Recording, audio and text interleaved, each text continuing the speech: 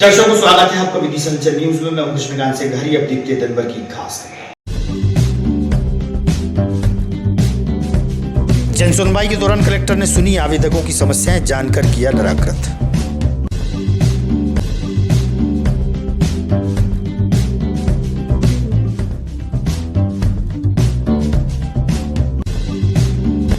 माधवगंज पर भाजपा द्वारा फूंका गया राहुल गांधी का पुतला। भाजपा की महिला मोर्चा की टीम सहित नेता और कार्यकर्ता रहे मौजूद।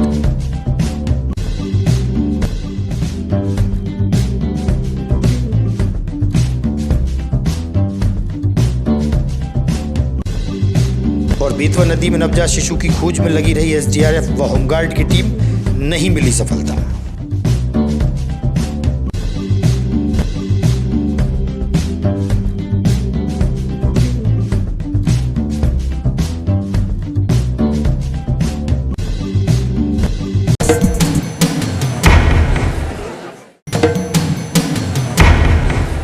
प्रत्येक मंगलवार को होने वाली जनसुनवाई के दौरान कलेक्ट्रेट के सभागार में बड़ी संख्या में आवेदक पहुंचे, जहां कलेक्टर अंशुल गुप्ता ने पीड़ितों की समस्याएं जानकर निराकृत की।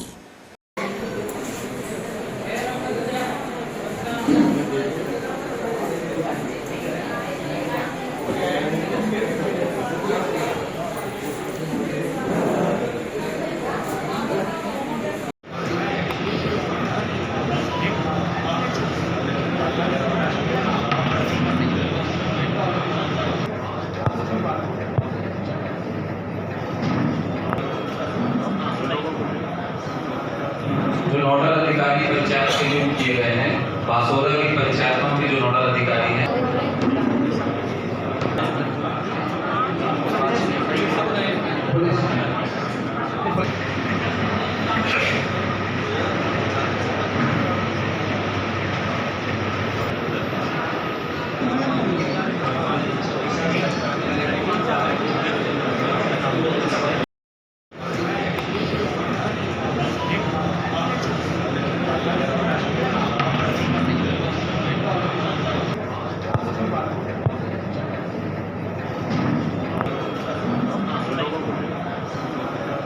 जो नोडल अधिकारी पंचायत के नियुक्त किए गए हैं, बासोरा की पंचायतों के जो नोडल अधिकारी हैं,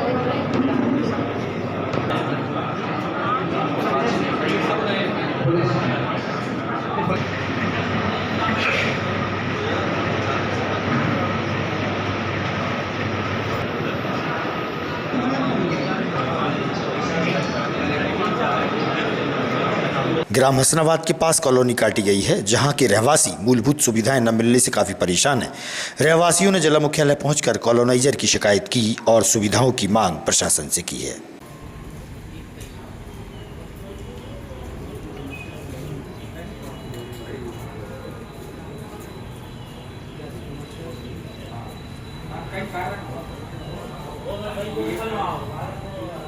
हुकुम सिंह अरवा भारत को कृष्णधाम फेस 2 बाईपास रोड में क्या किया है यहाँ पर? ये लाइट की व्यवस्था नहीं है, रोड नहीं है। कॉलोनी वाले ने झूठ बोल के प्लाट दिए और आज तक कोई व्यवस्था नहीं है। 7 साल हो गए प्लाट। कितने लोग दे रहे हैं वहाँ पर? वहाँ करीब करीब 250 लोग हैं। 250। कब से परेशान हो रहे हैं आप?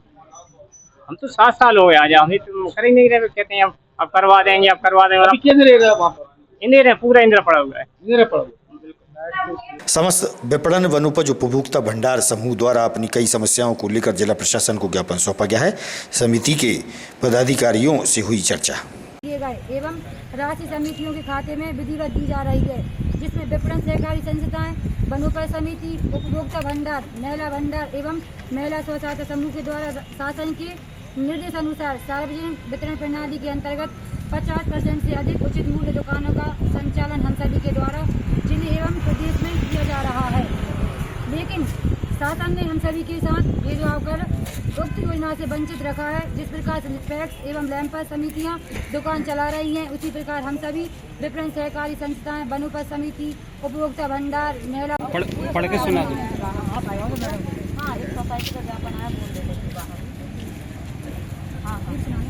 प्रति माननीय मुख्यमंत्री महोदय मध्य प्रदेश शासन भोपाल, माननीय सहकारिता मंत्री महोदय मध्य प्रदेश शासन भोपाल, माननीय खाद्य मंत्री महोदय मध्य प्रदेश शासन भोपाल। विषय है सहकारिता विभाग की योजना।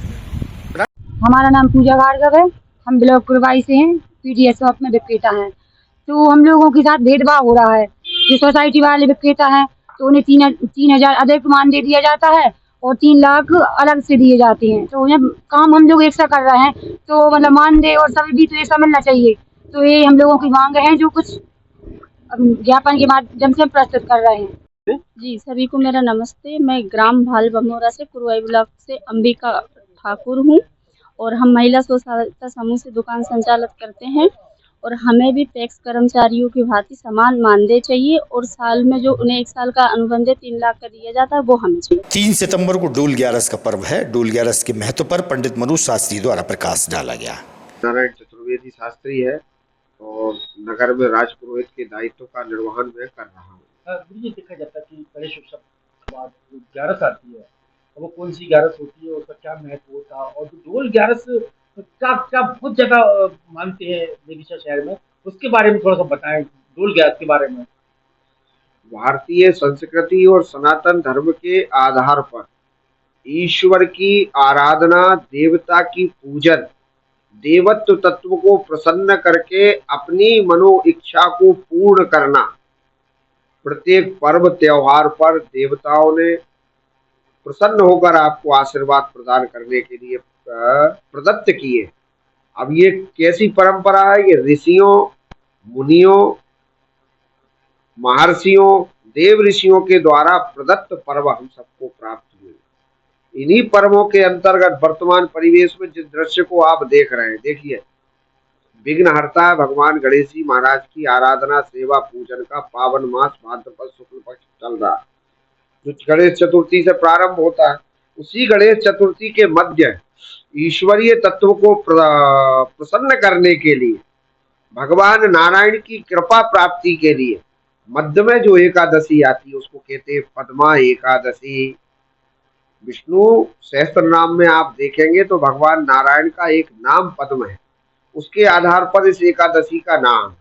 इस एकादशी पर जिस प्रकार शरद पूर्णिमा पर देव तत्व आपको कृपा प्राप्त करा प्रदान करने के लिए अपने गृह से बाहर आकर चंद्रमा की रोशनी में स्नान करते, उसी प्रकार से पद्मा एकादशी पर देवता प्रसन्न होकर, भगवान नारायण प्रसन्न होकर आपके मनोरथ को पूर्ण करते। वो कैसे?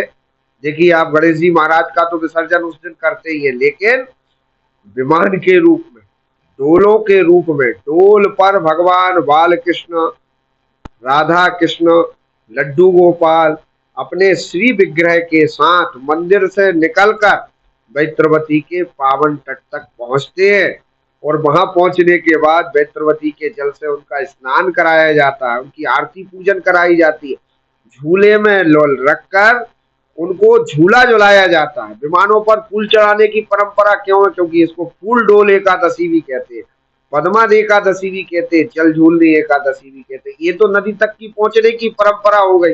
अब जब नदी से ये देव तत्व ग्रह से ऊर्जा प्राप्त करके बैत्रवती के पावन तट जाते हैं, वहां से स्नान करके जब वापस आते तो और भी बड़ी विचित्र परंपरा है, उसको भी आप समझने का प्रयास करिए। घर घर देवता जब आपके घर के सामने से निकलता है तो घर घर लोग बाग भगवान के पूजन करते, आरती करते हो। किस रूप में?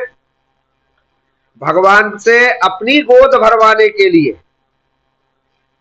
मंगलमय अवसर रहता है। निसंतान व्यक्ति को भी संतान प्राप्त करने का साधन ये जल झूलनी एकादशी प्रदान करती है।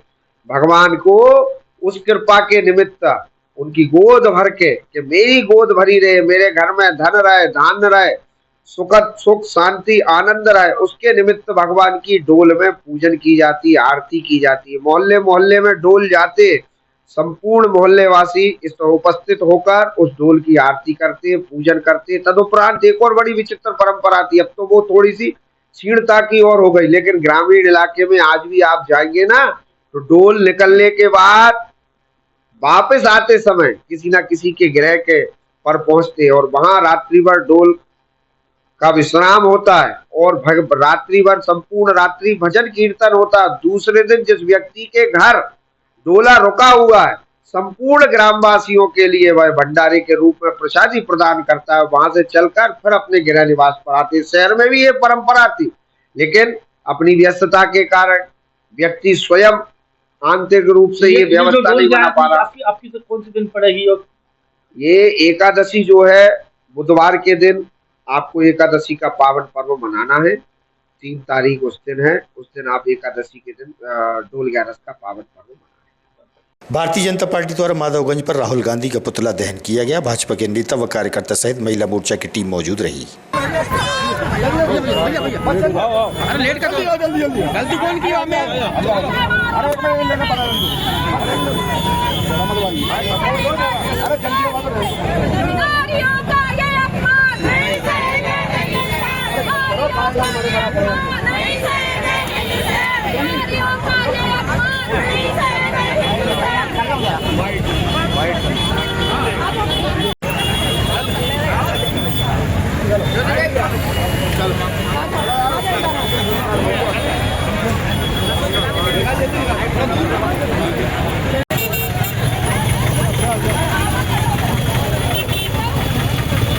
धुआं फोटो नहीं आया।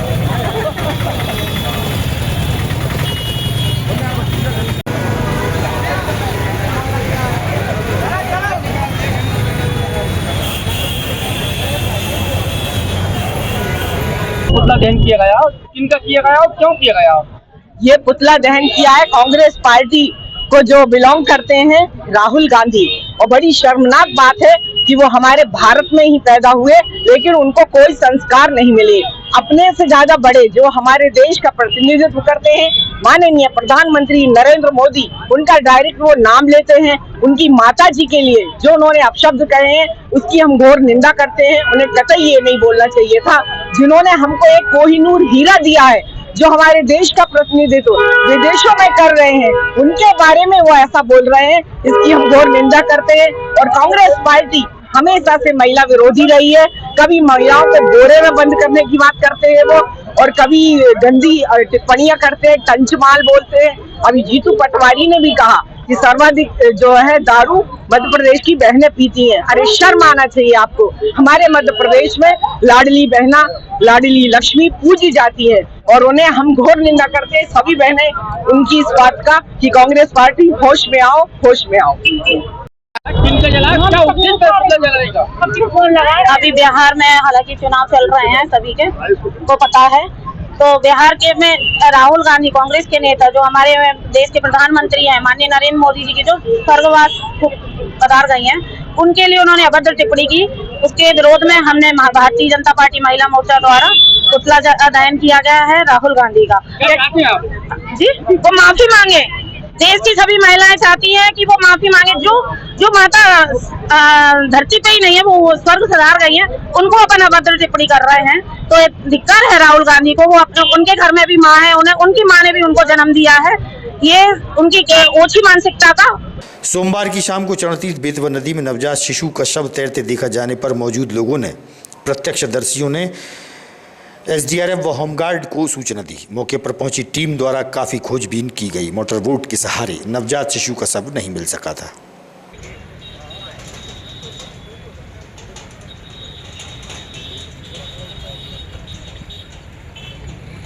शहर का सबसे व्यस्ततम नीमतल गांधी चौक पर अव्यवस्थित आवागमन होता है। घटना या दुर्घटना से इनकार नहीं किया जा सकता। बड़ी संख्या में वाहनों की आवाजाही होती है, जहां यातायात पुलिस कहीं नजर नहीं आती। देखिए आप।